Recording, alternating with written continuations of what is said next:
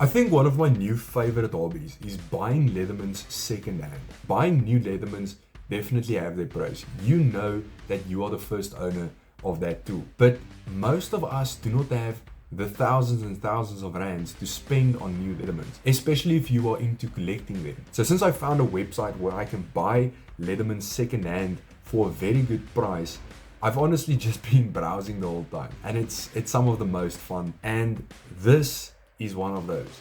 This is a Leatherman Charge. It's the older model, so you don't have the replaceable wire cutters on this, but I'll get into that. Now, as some of you might have seen, I have made a video on the Leatherman rebar recently, and I said that the Leatherman rebar is my new EDC. And the rebar is going to stay my new EDC because, like I said in the video, I like the color on the rebar. That's probably the biggest thing that attracts me to the rebar, is that I like the way it looks. I also like the way this looks.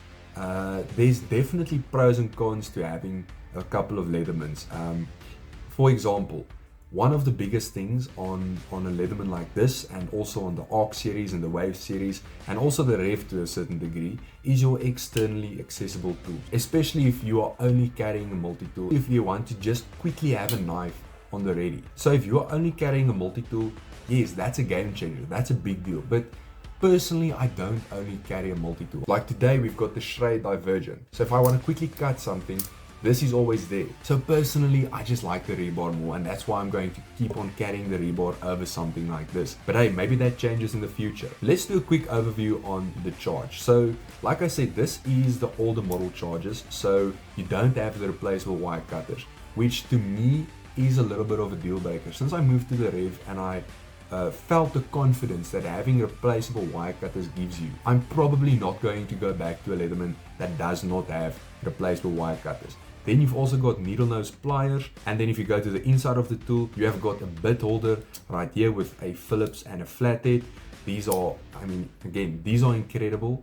I honestly wish that this was something that was included on the rebar, but it isn't, and I'm not going to complain about it. It is what it is. Then you've also got a bottle opener or a can opener, and I mean, it's a pretty decent can opener. I'm not opening cans every day, but you know, for just opening cans every once in a while, having something like this is always useful. And then all of your tools are also locking with the same type of mechanism. That's all of your internal tools, of course. They are also locking with the same mechanism that you have on the rebar. And then if you go to the other side, you have a flathead driver, then you have your very fine flathead driver.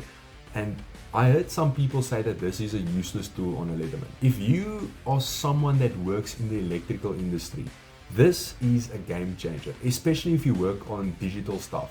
So if you want to finely adjust a potentiometer or something like that, having a small flathead driver like this on the ready is amazing. But also if you want to just tighten a screw on a glass or something like that, this is excellent. I think that this is a very underappreciated tool on Leathermans. And then finally, over on this side, you also have scissors, which I would prefer to be on the outside, but I'm not going to complain. These are excellent scissors. They are a bit small, but for what they are, for scissors on a multi-tool, they get the job done. And then on your bottle opener, you also have a set of wire strippers.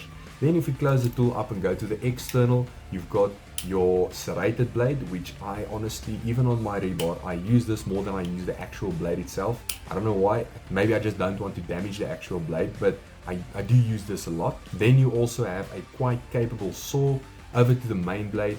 This is honestly a pretty cool addition to Charges, and I even think that the newer waves and some of the older waves also have this, the 154 cm blade. Having a 154 cm blade on a multi-tool, that's just more reason to only carry a multi-tool. You're not going to worry about this blade going dull on you every single day. 154 cm on a multi-tool like this is an excellent choice. And then you also have the Leatherman Skeletal CX, which I think also includes a 154 cm blade, which is an excellent addition to a multi-tool. And then you also have a file, which is a diamond file on the one side and a crosscut file on the other side. Again, just having this on you is useful.